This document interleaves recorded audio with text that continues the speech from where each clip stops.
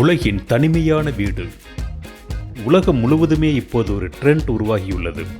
அது இயந்திரத்தனமான வாழ்க்கையிலிருந்து விலகி மனிதர்கள் நடமாட்டமற்ற ஒரு இடத்திற்கு செல்வது. அதுதான் சுற்றுலாவின் லேட்டஸ்ட் ட்ரெண்ட்.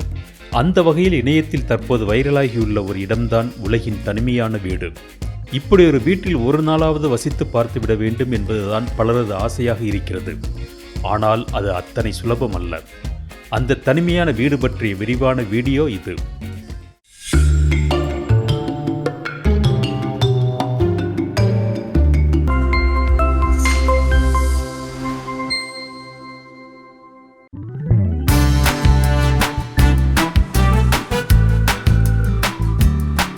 பறந்து விரிந்த நீல நிற கடலுக்கு நடுவே ஒரு பச்சை நிற மலை ஒன்று இருக்கிறது. அதன் நடுவே வெள்ளை புள்ளியாக ஒரு வீடு. பார்க்கும்போதே ஒரு திகில் கலந்த பரவசத்தை ஏற்படுத்துகிறது. கற்பனை செய்து பார்க்கவே பயமாக இருக்கிறது. மனித வாழ்விடத்திலிருந்து வெகு தொலைவில், கடலின் வலிமையான கர்ஜனையில், சுழன்று அடிக்கும் குளிர்காற்றில், அலைகளின் பெருஞ்சத்தத்தில், வியாபித்திருக்கும் வெறுமையின் நடுவில் தனியாக இருக்கும்போது எப்படி உணர்வீர்கள்? அதிலும் இரவில் இந்த இடம் இன்னும் வினோதமாக இருக்கும். இப்போது சொல்லுங்கள், இந்த இடத்தில் தனிமையில் தங்குவதற்கு பயப்படுவீர்களா அல்லது பரவசப்படுவீர்களா? எப்படி இருந்தாலும் அது ஒரு சாகசம்தான். இந்த தீவு ஐஸ்லாந்து நாட்டின் தெற்கு பகுதி கடலில் அமைந்திருக்கிறது. இந்த தீவின் பெயர் எல்லிடே. இது வெஸ்ட் மனேஜார் என்ற தீவு கூட்டத்தின் ஒரு பகுதியாகும். இந்த தீவு கூட்டத்தில் 15 முதல் 18 தீவுகள் இருக்கின்றன.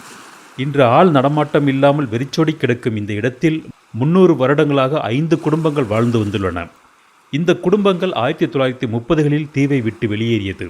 அதன் பிறகு இந்த தீவில் மக்கள் யாரும் வசிக்கவில்லை. அப்போதிருந்தே தீவு வெறிச்சோடியது.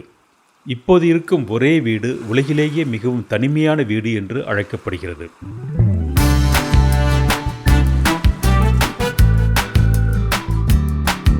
இந்த வெள்ளை நிற வீட்டைச் சுற்றி பல வதந்திகள் உலவி வருகின்றன. அதில் ஒன்று ஆங்கில படங்களில் காணப்படக்கூடிய ஜாம்பி என்ற ரத்தம் குடிக்கும் மனிதர்கள். சினிமாவில் வருவது போல இந்த மனிதர்கள் உலகம் முழுவதும் வந்துவிட்டால் என்ன செய்வது என்று யோசித்த பணக்காரர் ஒருவர் அங்கிருந்து தப்பித்து இங்கு வந்து தங்குவதற்காக இந்த வீட்டை கட்டினார் என்பது ஒரு கதை. ஐஸ்லாந்து நாட்டு பாடகர் பிஜோர்க் என்பவருக்கு சொந்தமான வீடு இது என்று ஒரு சாரார் சொல்கிறார்கள்.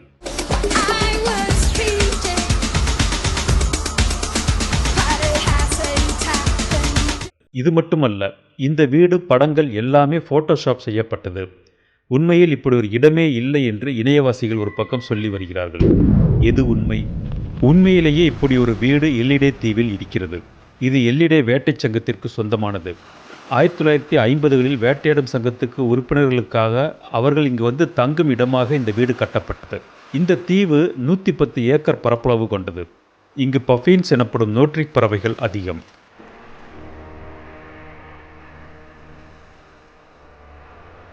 இது ஒரு தனியார் வேட்டை சங்கத்துக்கு சொந்தமான லாட்ஜ் என்றாலும் பார்வையாளர்கள் வீட்டிற்கு செல்ல அனுமதிக்கப்படுகிறார்கள்.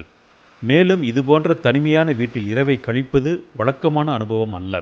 குறைந்தபட்சம் ஒரு முறையாவது அதை அனுபவிப்பது வித்தியாசமான உணர்வை தரும். ஆனால் இந்த தீவிற்கு செல்வது அத்தனை சுலபமானதல்ல. இந்த தீவிற்கு செல்வதே சவாலான ஒன்றுதான். ஐஸ்லாந்து தீவிலிருந்து இந்த தீவிற்கு படகு ஏற்பாடு செய்து செல்ல வேண்டும். உறைய வைக்கும் குளிரில் பெரிய அலைகளுக்கு நடுவே திகிலூட்டும் பயணமாக இது இருக்கும். தீவை அடைந்தாலும் படகில் இருந்து தீவுக்குள் செல்வது இன்னும் சாகசமான நிகழ்வுதான். இந்த தீவிற்கு படகுத்துறை என்பதெல்லாம் கிடையாது. படகிலிருந்து சரிவாக இருக்கும் தீவு பாறை மீது குதிக்க வேண்டும். அதே நொடியில் தீவில் தொங்கவிடப்பட்டுள்ள கயிற்றை கெட்டியாக பிடித்து கொள்ள வேண்டும். அப்படி பிடிக்கவில்லை என்றால் உறைபனி கடல் நீரில் விழ வேண்டியிருக்கும்.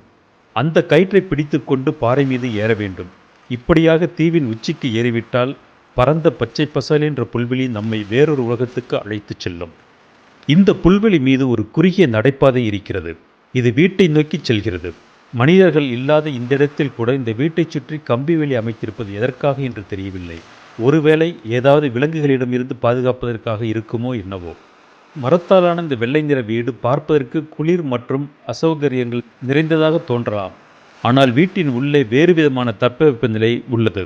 வசதியான இடமாக தெரிகிறது.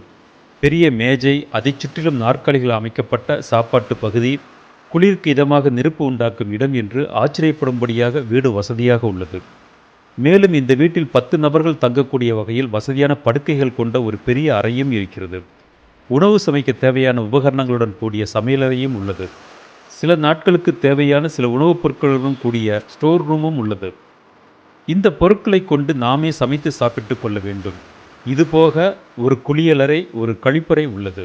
இப்படி பல வசதிகள் இருந்தாலும் இந்த வீட்டில் தங்குவது சவாலான ஒன்றுதான். நம் நாட்டைப் போல இங்கு போர்வெல் கிடையாது. மழைநீரை சேமித்து வைத்துதான் பயன்படுத்துகிறார்கள். அதனால் இங்கு தண்ணீர் தட்டுப்பாடு எப்போதும் நிலவுகிறது. சிறிய ஜெனரேட்டர் மூலம் மின்சாரம் எடுக்கப்படுகிறது. அதுவும் இரவில் மட்டுமே அனுமதி. அதனால் மங்கலான வெளிச்சமே நிலவுகிறது. இரவு அடர்ந்த இருளாகவும் அமைதியாகவும் இருக்கும். கடல் அலைகள் சத்தம் ஒருவித மிரட்சியை ஏற்படுத்தும். இந்த தீவை சுற்றி இருக்கும் அடர்ந்த மூடுபனி இந்த வீட்டை இன்னும் உலகில் இருந்து அதிகமாக தனிமைப்படுத்துகிறது. இந்த வீட்டைச் சுற்றி நிலவும் அசாதாரண இயல்பு மற்றும் ஏராளமான கதைகள் இருந்தாலும் ஆராய்ச்சி செய்வதற்கும் வித்தியாசமான அனுபவத்தை பெறுவதற்கும் ஒரு அற்புதமான இடம் இது. இந்த வீட்டிற்கு வந்து செல்பவர்கள் தங்கள் பெயர்களையும் அவர்கள் வந்த தேதியையும் பதிவு செய்யும் புத்தகம் ஒன்று உள்ளது. அதில் இருக்கும் ஆயிரக்கணக்கான பார்வையாளர்கள் பெயர்கள் நம்மை மேலும் ஆச்சரியப்பட வைக்கிறது. இங்கு செல்வது பெரிய சவாலான ஒன்றாக இருந்தாலும் சாகசம் செய்ய நினைப்பவர்களுக்கு இது ஒரு பெரிய பொக்கிஷமான இடம் என்பதில் சந்தேகமே இல்லை.